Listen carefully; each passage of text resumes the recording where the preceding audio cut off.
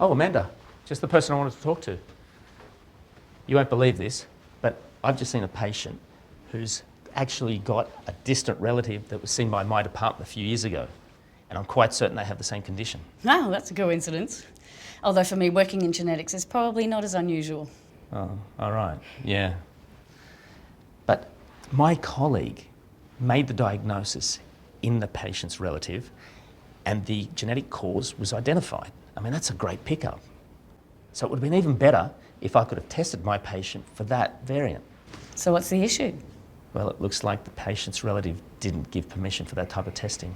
Did you go back and check the relative's consent form from a few years ago? Yes, and it doesn't give permission. As in it wasn't filled out, or they ticked no to sharing the information for the healthcare of family members? That section of the form wasn't filled out. Yeah. I'm assuming it was just overlooked. I mean, it's not like we don't try, but sometimes in the rush to get everything out, it just... No, of course, I completely understand.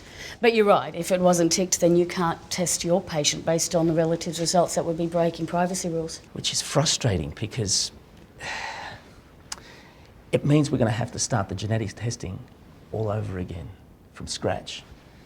And not to mention the extra time and money, when really we have an answer that's very likely. You do have two other options, though. Why don't you ask your colleague to contact this patient and redo that part of the consent form? Or you could get your patient to get in touch with this relative. Yeah, it's not going to work.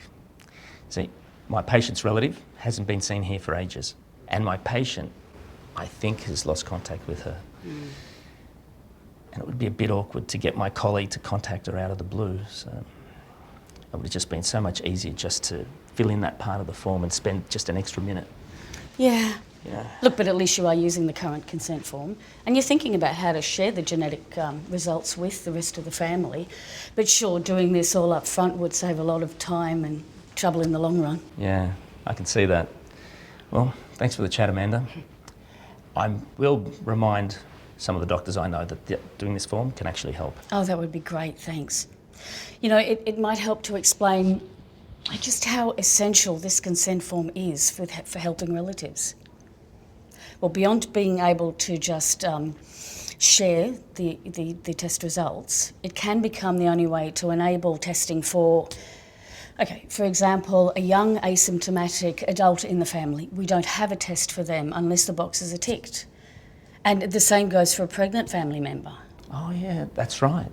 And it can open that up to the whole family, even if no one's actually sick. Yeah, yeah. And also it's really important to fill in the very next question on the form. It's the one that asks the patient to nominate another family member in case they can't be contacted with the test result information. Okay, sure, that makes sense. Although I would be trying really hard to try and get in contact with the person before sharing the results with someone else. That's right, exactly. But this is more for a situation where, well, say something has happened to your patient. Genetic testing can sometimes take a really long time to come back, and your patient may have passed away before the test results become available. So having that second person nominated means you'll have someone else that you can contact if needed with important results for the family. Thanks, Amanda. Yeah. Well, it's good to know that there's a reason why we fill out all this paperwork around here, isn't it? Anyway, thanks for the chat and have a good day. See you later, Mitchell.